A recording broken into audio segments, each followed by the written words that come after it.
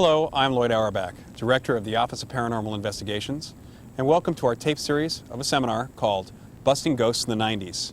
I'm sitting here in front of the Moss Beach Distillery, a wonderful restaurant on the Northern California coast just south of San Francisco. It's a haunted restaurant. Yes, over the decades, a number of people have seen a ghost here in this place, and it's a place I've investigated for a number of years. This seminar, Busting Ghosts in the 90s, covers basic information for you to become basically a paranormal investigator. How to go out and find phenomena in haunted places, how to understand what's really going on, how to help people out if they're in distress or if they just simply need an explanation. Essentially, how to be a ghostbuster. Well, we don't really bust ghosts, but we try to find out what's happening. We play detective, understand what's really happening here, and come up with some resolutions for people. This first tape in the 5-module series, Busting Ghosts in the 90s, will discuss introductory concepts, kind of an overview of what we're going to deal with as you learn to become an investigator of the paranormal. You'll see a perspective from that of a parapsychologist, that would be me, and that of a psychic, Annette Martin, my co-presenter for the day. You'll learn some very basic concepts, where we're coming from when we do investigations and when we talk to people about the situations. Welcome everybody to the Presidio in San Francisco and to our Busting Ghosts in the 90s seminar. I'd like to introduce my partner here, Annette Martin. I'll tell you a little bit about her. Annette Martin is an acclaimed radio, TV, international psychic who's been practicing for the past 27 years. She has worked with numerous police agencies across the nation, dealing with major crimes and missing children, with numerous magazine and newspaper articles written about her and about her gifts. She assists physicians, psychologists, and psychiatrists in her work. Her degree in psychology, coupled with her natural psychic abilities, makes her personal counseling very accurate and effective. Annette's psychic talents became apparent at the age of 7. She's been teaching psychic development for over 20 years at leading universities, including Stanford, which led to her newest book, Discovering Your Psychic World. She also has a set of peaceful white light meditation tapes and a children's coloring book and audio tape entitled Annie Sunshine and the White Owl of the Cedar. Many people have labeled Annette the radio psychic because of her numerous radio shows, not because of her abilities. But she's been on the radio for the last 15 years. She currently is hosting Your Psychic World on Seeing Beyond, KEST, KNBY, WALE, and K108. You'll be able to see Annette and myself on the Discovery Channel, November 2nd and 9th of 1997, and probably in extensive reruns later on, Busting Ghosts at the Brookdale Lodge in the Santa Cruz Mountains. Annette also did a film for the Discovery Channel on her police work with Sergeant Keaton of the Marin Sheriff's Department, which will air next fall in the United States. It's going to air actually much sooner in Europe. Annette Martin. Thank you, Loyd. And I'd like to introduce our co-host today is Loyd Auerbach, who is the director of the Office of Paranormal Investigations. He's also a consulting editor for Fate magazine, and I'm sure you've all seen a lot of his articles in Fate magazine. And he's a faculty member of both JFK University and Rosebridge Graduate School. He's the author of 4 books, and the latest being Mind Over Matter, and 1 audio tape. In his first book, ESP Hauntings and Poltergeist, was named the Sacred Text on Ghosts by Newsweek in 1996. He's also a performing mentalist and a magician, and chairman of the Magicians Group Club number 53, and also a member of the Psychic Entertainers Association. And he's going to be performing some of his paranormal entertainment for us today as well. He's also a very well-known expert on many aspects of the paranormal and has appeared on hundreds of radio shows and dozens of local and national television shows, including The Today Show, Oprah, Sightings, Late Night with David Letterman, and is constantly haunting various reruns on the Discovery Channel, so watch for him. He holds a degree in cultural anthropology from Northwestern University and a master's degree in parapsychology from JFK University, and has been investigating the paranormal for close to 20 years. And we'd like to welcome you all here today. You know, the key TV show that's on right now is called The X-Files. And the key phrase is, the truth is out there. Now, that's a phrase that is applied commonly nowadays to the paranormal, to things like ghosts and UFOs and a number of other things. But it really can be applied to anything. The truth is out there everywhere. We just have to go out and find it. What we hope to do today is teach you how to find some truth in reported instances of apparitions, poltergeists, hauntings, and similar psychic phenomena. We're going to give you some ground rules and some groundwork, some basic concepts, both from the scientific and from the psychic perspective, so you have kind of both sides coming together. What I've learned over the last several years is that just having the scientific is not enough, and just having the psychic is not always enough, because you have to kind of look at things from all sides. And it helps open your mind, so to speak, as long as you don't open it too much so things fall out. That's important. We're going to talk about a number of situations. We're also going to run you through a few role plays later on, where you'll get to ask questions of people pretending to be in a case, and they're based on a couple of real cases that I've had over the years, and allow you to ask questions as we go through. And as you know, that we are videotaping this, so just keep that in mind, but feel free to interact as we can. We'd like you to try to hold the questions to the end of each piece, if possible, but if you do have a burning question, feel free to go ahead and ask. Okay, and shall we just launch right into it? I think we should. Okay, just real quick also, you all have an agenda, so you know where we're headed today, where we're going for this. And we're going to start out pretty much with a scientific framework. So let me just go ahead and switch on the slide projector and give you some concepts and such here. And Pam, would you mind being my slide, since we don't have a remote, Pam's going to be the remote control here for us. Again, the truth is out there, and you just have to kind of look for it. The idea is that we're reaching into the unknown in many respects, but every scientist, every investigator of any sort of phenomena, whether it's anything. Excuse me? Yes, let's close the curtains a little bit. Thanks. Yeah. Every investigator of anything out there, any mystery, is going to be looking for the truth, is going to be doing some checking. One of the things that I like to look at for this phenomenon, a lot of people are afraid of ghosts and they're afraid of psychic phenomena, but you know, if you look at the unexplained as a mystery to be solved instead of something horrifying or something that's going to hurt you, mysteries are things we get really curious about. We have a sense of wonder about things. People want to solve them.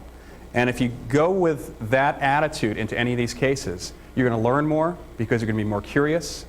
You're also going to be able to understand other people's fears as you get into this. Okay, let's go to the next slide. And maybe we need to turn the lights down a little bit too for some of the slides, I think. Okay, that's just a picture of me, and you can barely see that. Doing my typical ghost busting. People say, do you have a jumpsuit? And do you have equipment? And I say, no, I don't have a jumpsuit, but I did have somebody offer to just recently, who's a particle physicist at a lab, offered to build me a portable particle accelerator. He just said he wouldn't be able to shield it well enough for me. Do we even know where the lights are? All right, we'll just have to play with what we've got. Maybe back there? Okay, let's go to the next slide. Some of these other ones should be okay, I think. We're talking about parapsychology, which has got a long history. Parapsychology, the study of the human mind's interaction with the environment. Now that's different than the human mind's interactions with itself. That would be psychology. People use the term parapsychology. It was coined years ago, well before J.B. Rhine, although the history of our field really uses the phrase psychical research in that sense. And we are dealing with kind of three aspects to things. Let's go to the next one. We're dealing with what we call psi phenomena. This is my psychic superhero. Psi is looks a little familiar. He does look familiar? Yeah. Uh-huh. You can't tell that he's bald in there and that he's hidden the beard? Is that it? Psi is the 23rd Greek letter. It is just a letter applied like the letter X to people's psychic experiences. It was just easier for Rhine and other folks to refer to it as psi than to continue to call it psychic.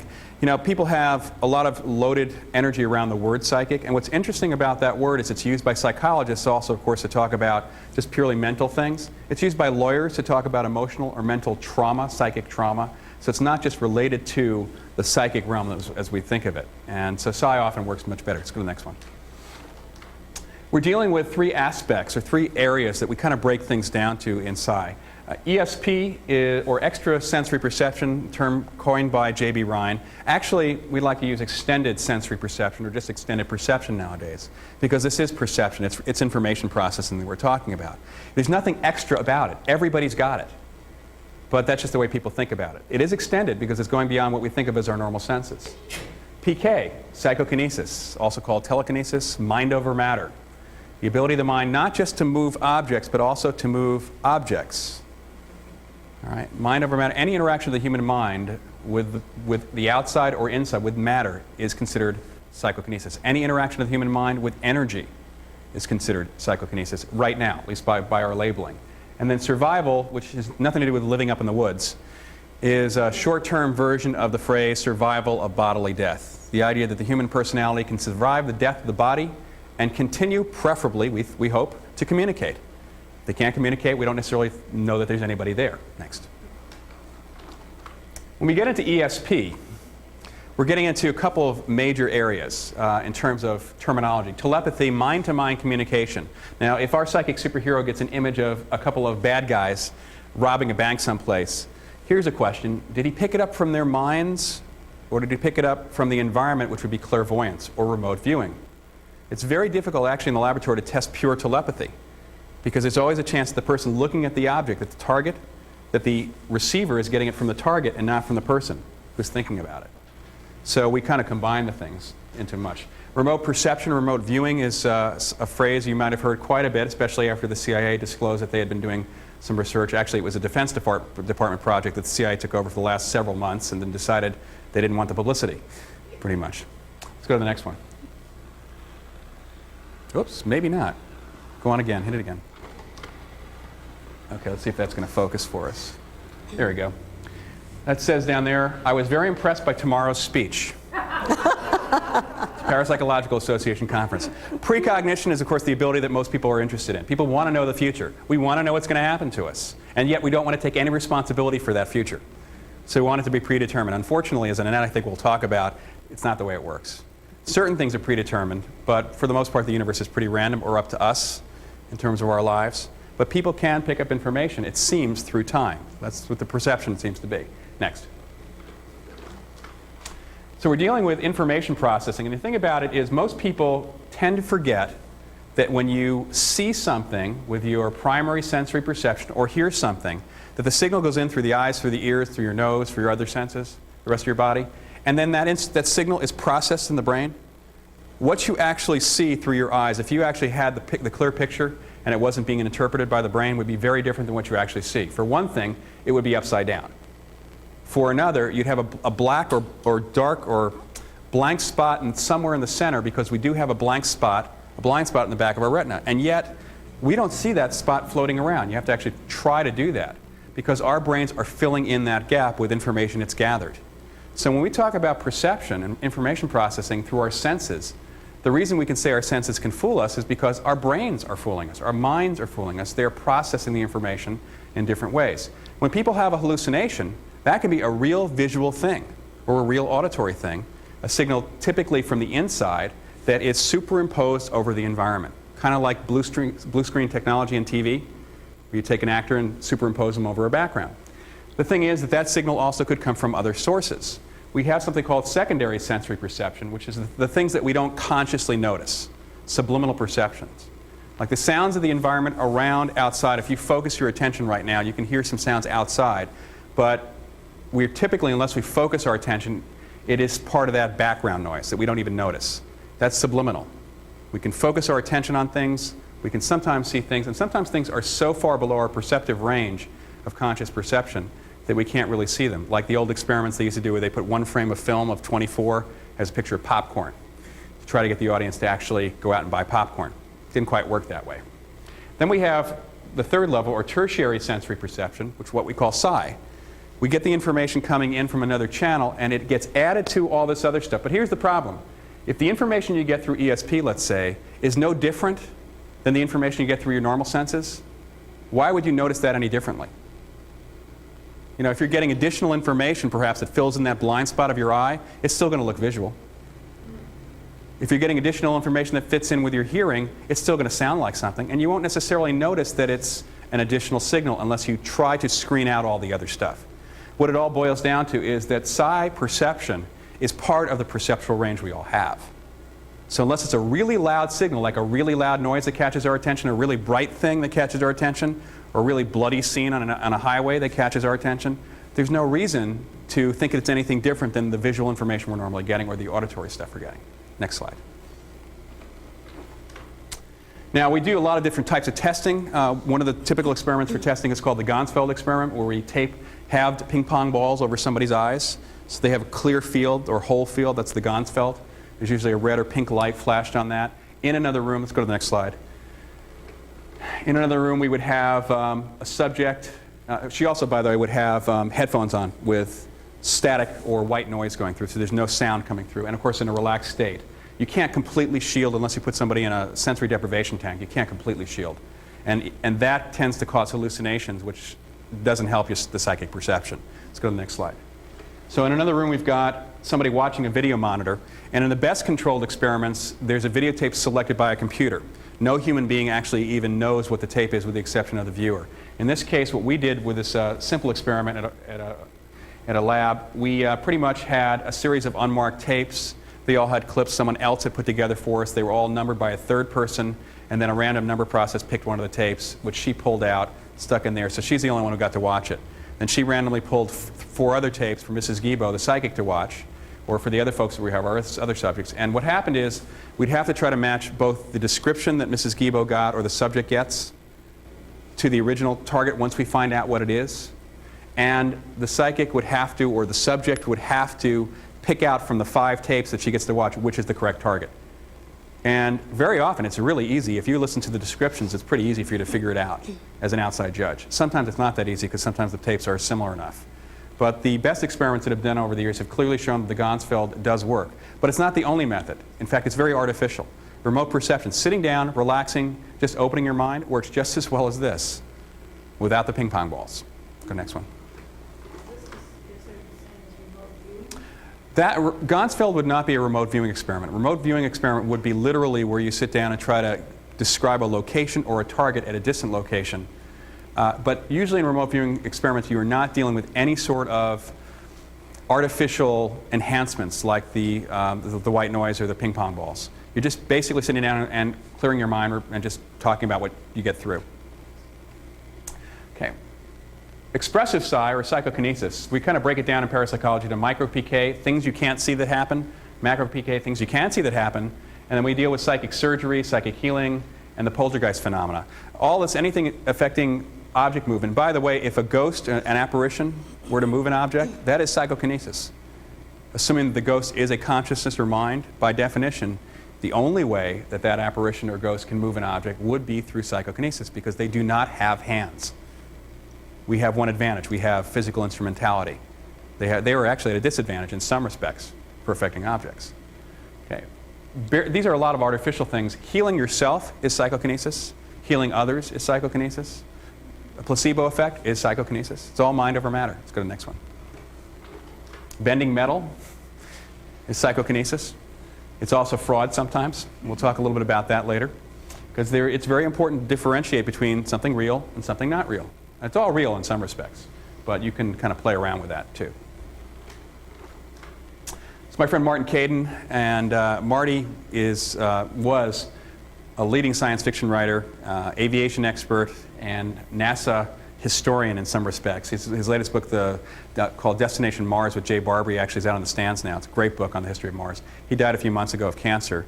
I worked with him for a few years, and he was able to move these little targets and move a few other things. But most importantly, he was able to do it under very controlled conditions where the targets were not affected by any air currents.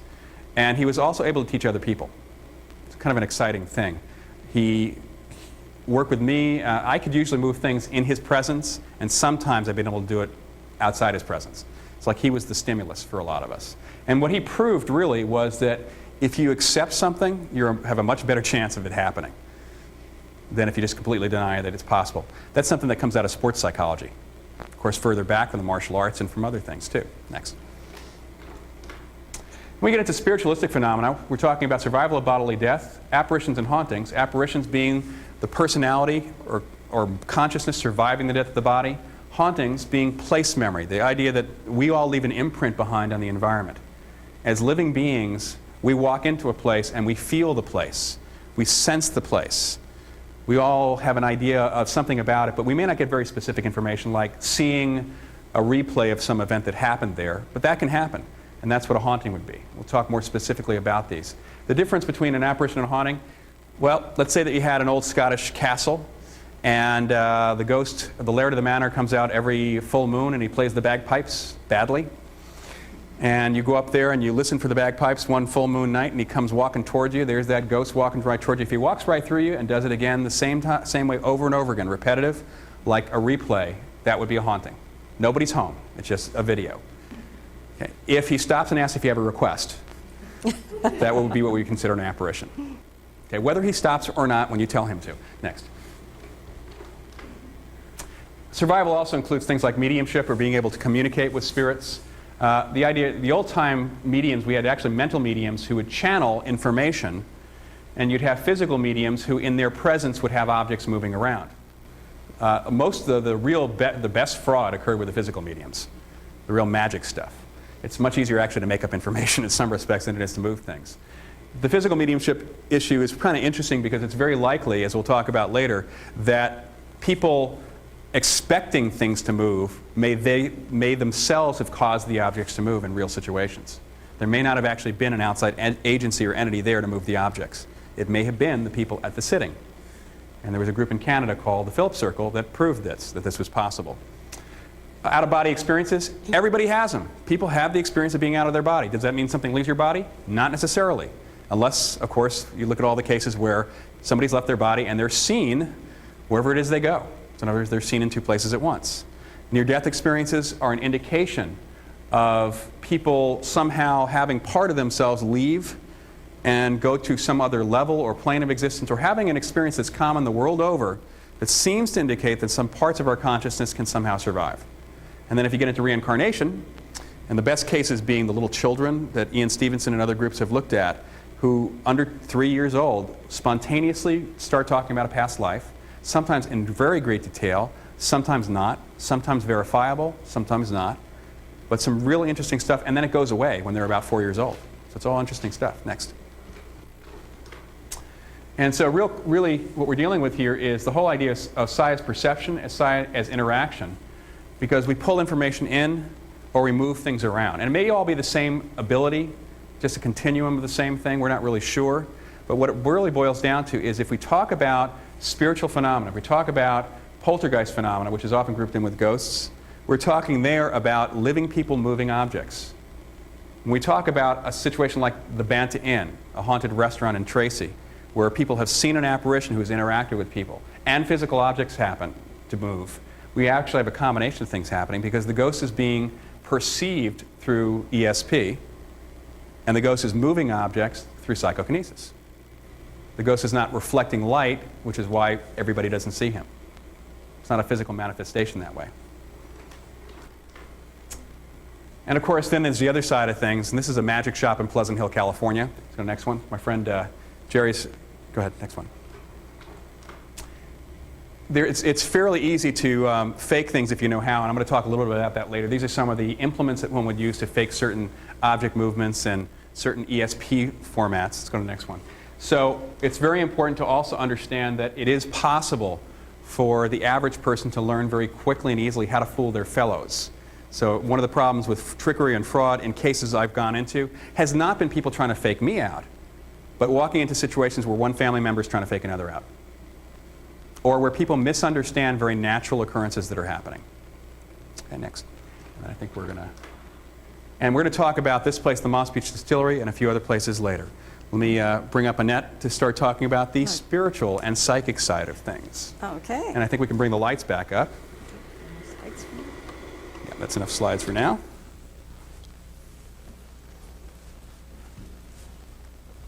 Okay, so where did you want to start with the... Well, let's have you talk a little bit about your perception of all of this phenomena. We've given some people some basic definitions, and you come from the psychic perspective. Right, okay.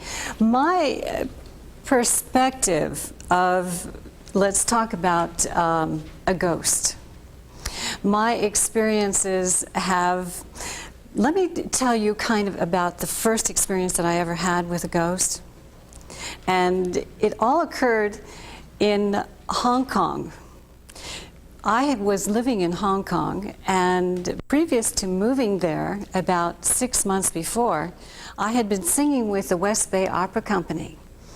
And the conductor and the director, Mr. Holt, had thrown a party for my husband and I as a going away present for us because we had been doing leading roles in the operas. And it came to the time where we had to say goodbye. And I went up to Henry Holt and I put my arms around him and I was crying and I said, "Oh, Henry, I'm going to miss you so much. And I don't know how to say goodbye to you." And he held me out like this and he said, "No, it's not time to say goodbye." And I was just startled. I just stood there and I thought, how strange, what a strange thing to say. But in my tears, I said, "Okay," and we left. Well, about 10 months later, in Hong Kong, on October 10th, I was going to bed. My husband was out at a dinner meeting, and I got into bed, and I started to pull the covers up. And as I was pulling the covers up, suddenly I felt this coldness in the room. And I looked down at the bottom of my bed and I began to see this wispiness of white beginning to appear and come up at the bottom of my bed. Well, I was scared to death. And I pulled the covers up over my head and I said, "No, no, no, I don't want to see you. I don't want to see you." Because I knew I was going to see somebody. I just knew it. And I sat there for a few seconds and then I slowly pulled the sheet down. And there at the bottom of my bed was standing Henry Holt. I couldn't believe it. I just couldn't believe it. He was standing there. I could see through him. It was still kind of misty, yet there was color in his face and his hair, and I knew who he was. And I said, "Henry, what are you doing here?" I mean, I really thought he was alive. And he said, "Annette, I've come to say goodbye." Oh my gosh. I couldn't believe it. I could not believe it. And I sat there and tears just came out of my eyes. And I just said, "Oh no, no, it's too soon, it's too soon." Because I knew then that he was dead. And as soon as I said no, no, it began to fade, and he began to disappear. Well, I don't know how long I sat up in my bed, but I must have been sitting there for at least 10 minutes because my husband walked in the door and he took one look at me and he goes, "Annette, what's wrong with you? Gosh, you look like you've just seen a ghost." And of course I told him what had happened. Well, I called my mother the next morning.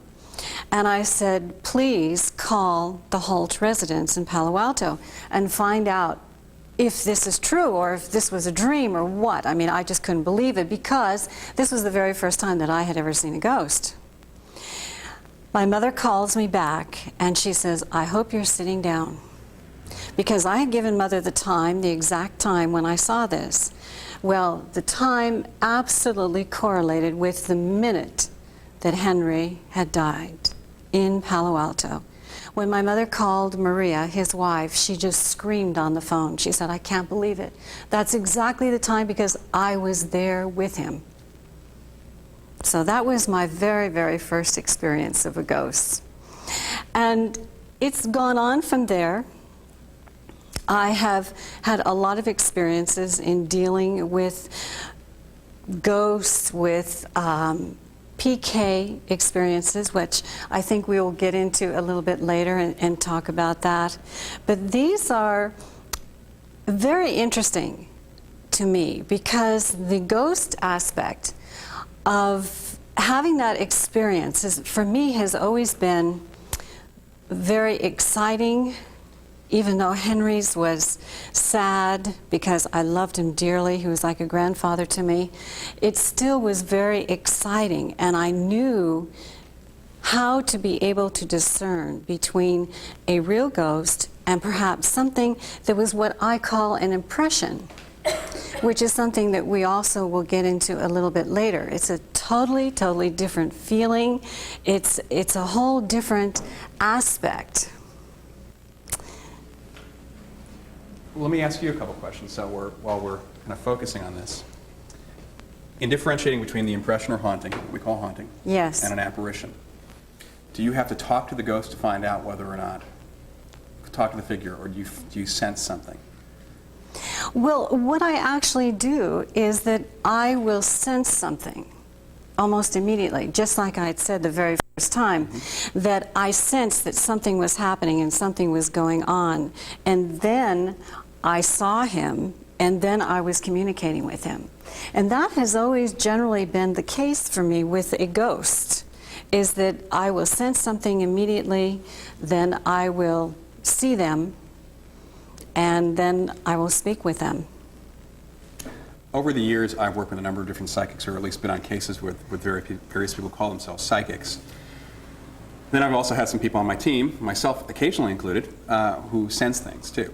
And what I find real interesting is that you can have, and I had one case, in fact, where we had 2 psychics in on the case. A place that, over in Marin County, that legendary local folklore says was haunted, burned out bar kind of place. And the 2 psychics got very, very different impressions about the place. Interesting. One was seeing ghosts all over the place, and she was the one that the cameras, of course, decided to follow around. The other one just walked in and said, as you have distinguished between a haunting and or rather an impression and something like a ghost, immediately picked up impressions and even was able to pick out how the fire started and where it started, which was very interesting since we were able to, because of all the lights in the neighborhood, find the local sheriff's deputy come out of his house to find out what was going on down the street, and he verified all this stuff. But we had this other woman who was very sincere, and actually on other levels was a fairly good psychic, who was picking up and talking to the ghosts. To all sorts of, well, she was talking to all sorts of people. Okay. Who, the psychic I was working with had said basically she's picking up impressions. This is one of the problems, is that everybody has their own different perspective. So. Right. Right, okay. Let me kind of differentiate. Loyd and I just went down and did a film, actually we've done several, down at the Brookdale Lodge. And I was quite surprised when we went down there, because I was only expecting to see one ghost, okay, and that was it. And when we walked in the door, indeed, I saw a ghost, and it was a little girl, and she was just absolutely charming and full of life and full of fun. And well, she full was of life? Well, for a ghost, maybe, but not for a ghost. For a ghost, right. That's interesting that I would even say that, isn't it? Because, you see, that's the kind of impression that she gives me, that she's just very loving and full of joy and very, very happy where she is. And I saw her in the middle of the room dancing around in a circle, okay?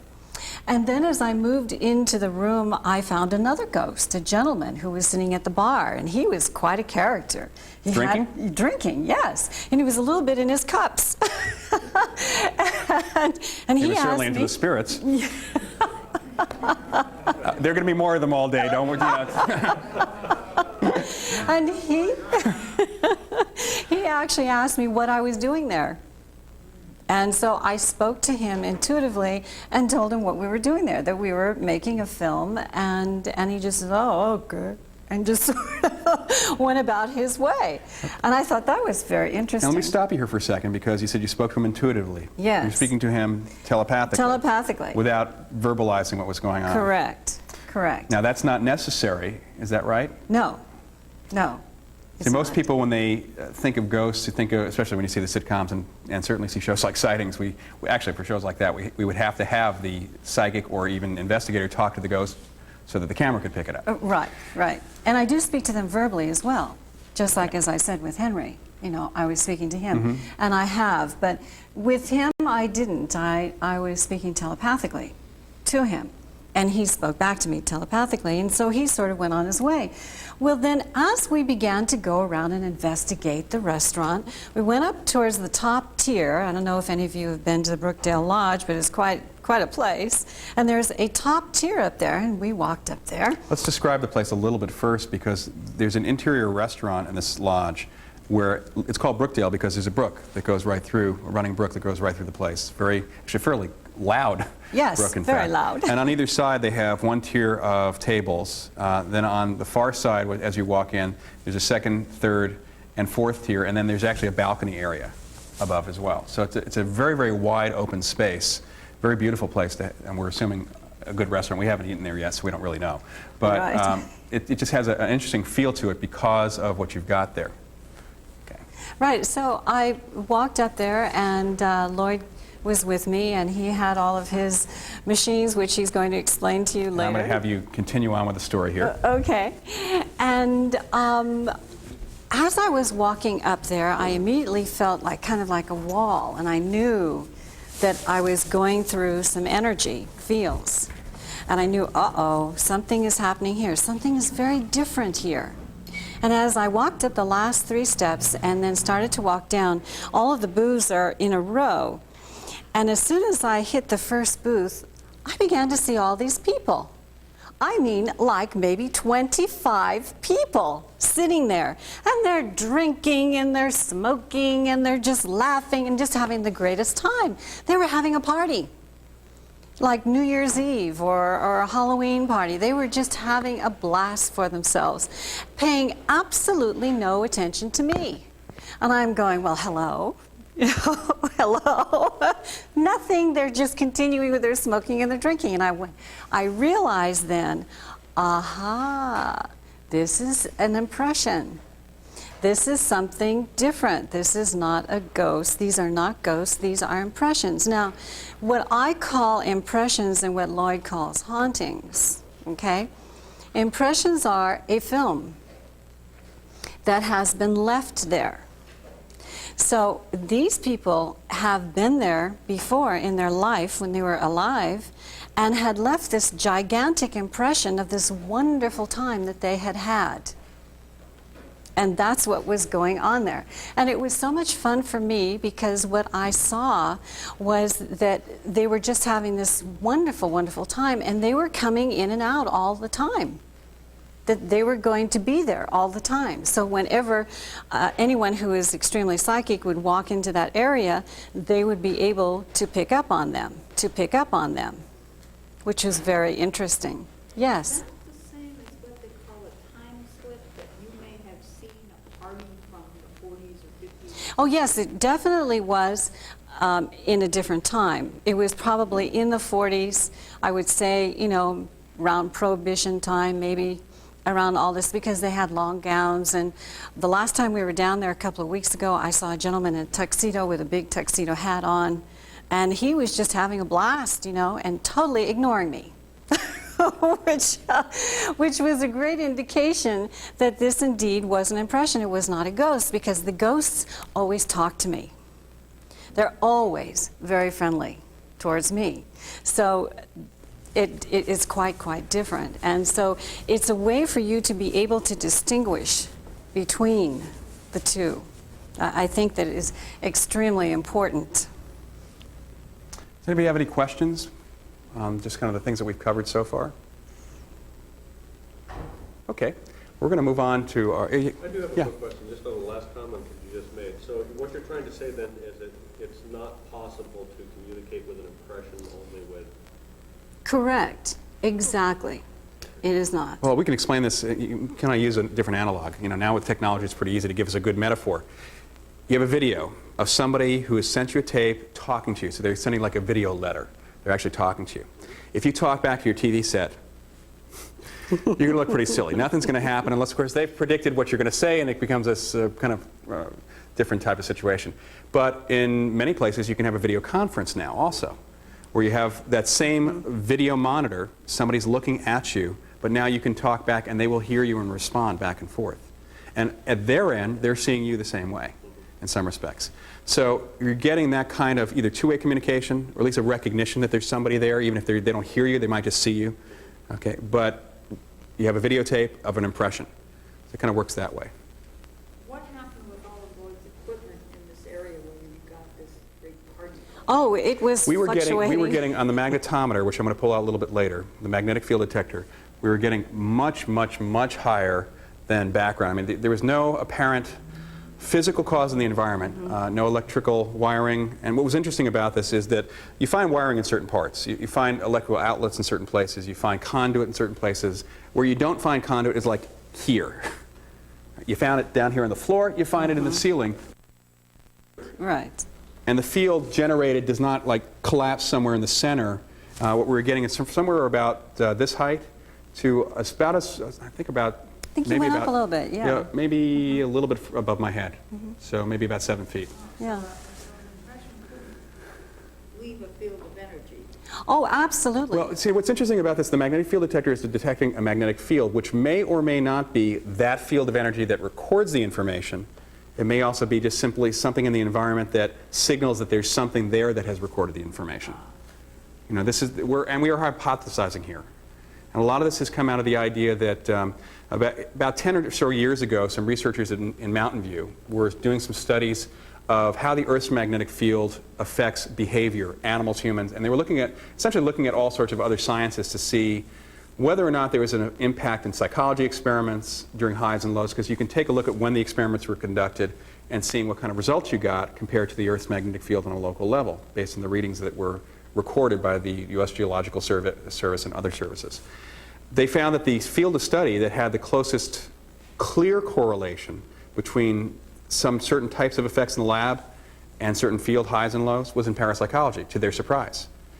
What they found, and this is the trend, and it still hasn't been, there haven't been, quote, replications, except that the studies of the time periods have indicated this. If there is a high in the local geomagnetic field, background field, you tend to have more psychokinesis reports or reported instances of psychokinesis. You tend to have more precognitive experiences reported. Now, this is in the reports in the public. And then in the laboratory, PK and precognition experiments tend to work better.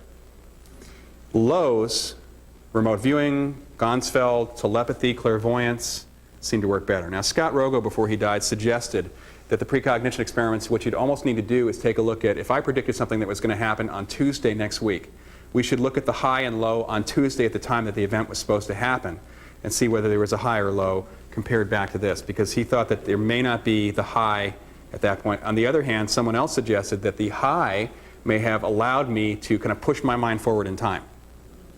So, energy, interaction, no energy, reception. I mean, that seems to be what the trend was.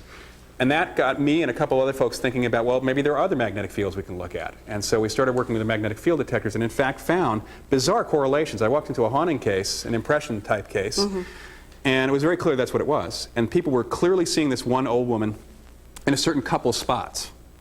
And they would have a couple of other experiences, hear footsteps in a certain couple of very definite spots, very definite pattern. Those are the only spots that had a very high spike of magnetic field, with the exception of by the alarm clocks and by the VCRs. And in fact, as we're walking by the kitchen, the automatic coffee maker turned on and spiked to send a spike of electromagnetic field throughout the entire house. So at that point, we turned off the power. And strangely enough, the fields were still there. Okay, and they correlate. Now, what has been suggested is that field may cause, something in the environment may actually cause an hallucination in a person. And Michael Persinger at Laurentian University is using pulsed magnetic fields to see if he can cause hallucinations in people's brains. And in fact, has been successful. What's interesting is that if I were to have a hallucination because of this environmental field, why should that hallucination relate to the history of this house? You're right, exactly. So there's a piece that's missing. And the assumption is because somehow whatever is causing that hallucination or something connected to that is also recording information in some analogous way to the way magnetic tape or magnetic media records information. It may not be magnetic either. That may just be part of it. Okay, you had a question? Yeah. And then do ghosts perceive that you are receiving them? Yes. And I'm not? Yes, yes, definitely, most definitely. They're very aware that I'm very in tune, I'm very open to receiving any information from them or to be able to see them, to understand what it is that's going on with them, why they're there. Okay, so there's this great openness. It's almost like, oh, she's here. It's kind of like that kind of feeling. I also have some indication from my cases that sometimes the ghost picks who they want to see them, kind of like the old Topper TV show. In one case where the ghost was kind of afraid of us, according to the one family member who was seeing her at the time, because she had just seen a commercial for Ghostbusters. I mean, seriously thought we had a promise not to bring down any blasters.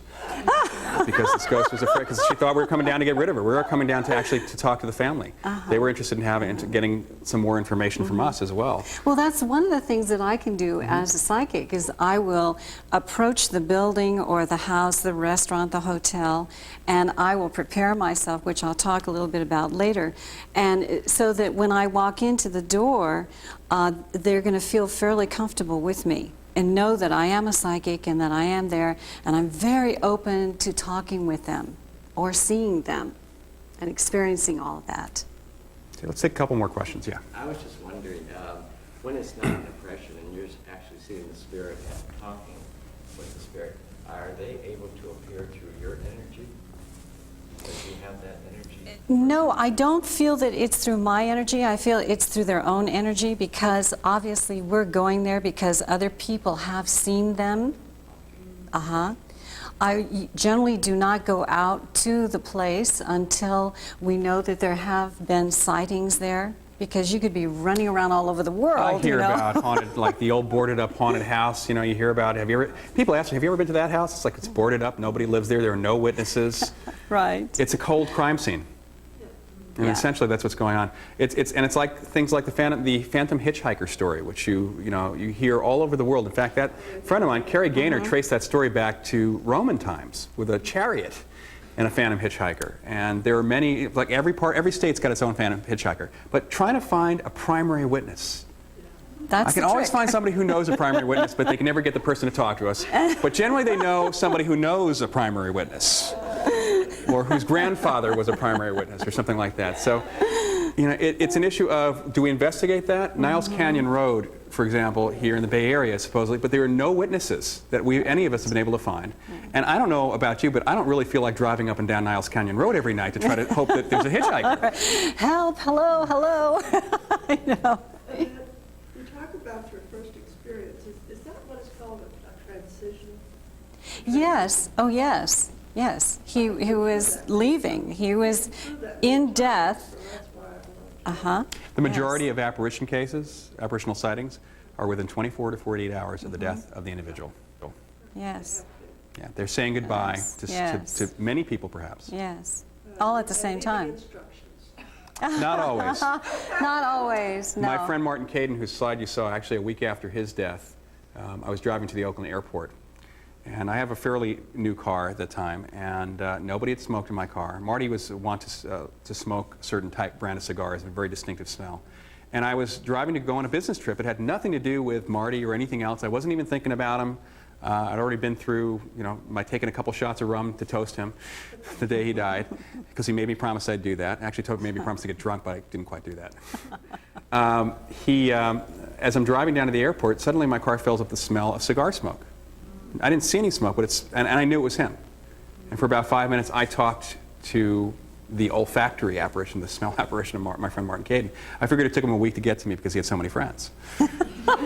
I'm not kidding. I mean, he knew everybody at NASA, and he had somebody, so he was probably working his way out. And I talked to another friend of mine who actually knew him, who actually, coincidentally, about a day later, had a similar experience, but in his home. Interesting. So Marty was making the rounds. He was making the rounds. Yeah. Just one other question. When there's a haunting, is it mainly spirits that really don't know they're dead and they don't know how to cross over? Well, in the impression or haunting cases, it's the impression. But in the cases of apparitions, sometimes. Yes. But places like the Moss Beach Distillery, the Banta Inn, both restaurants, they know they're dead. Oh, yes. But they just like it there. They like it there. Oh, yeah. Well, the ghost of the Banta Inn, Tony Gukin, used to own the place. He was a co-owner of the place. He practically lived there. And I think that the only way he'll ever leave is if the clientele changes enough where he doesn't care. So as long as it's the good old boys and tourists and everybody else who wants to have a good time, he'll be Right. there until the place gets knocked down. Right. And the Blue Lady's going to stay there, too, at the Moss Beach Distillery. Until you think her boyfriend shows up. Until the boyfriend shows up, right. We'll tell you more about that. We'll tell you about that. We're going to move now into our next segment, which has to do with kind of the basic skills you need to know if you're going to go on a case, interviewing skills, things to look for. So let's stop right here, and we're going to move on over to the second module. Well, there you have it. The basics, kind of an introduction to the concepts that parapsychologists and psychics deal with when they do investigations. That's the end of tape 1, module 1, the basic introduction and overview. Now in tape 2, our second module, we talk about the basics of an investigation, basic investigative techniques, observational skills, interviewing skills, even a little bit about psychic fraud from the perspective of a magician. Oh, that would be me. Hope you stick around for tape 2.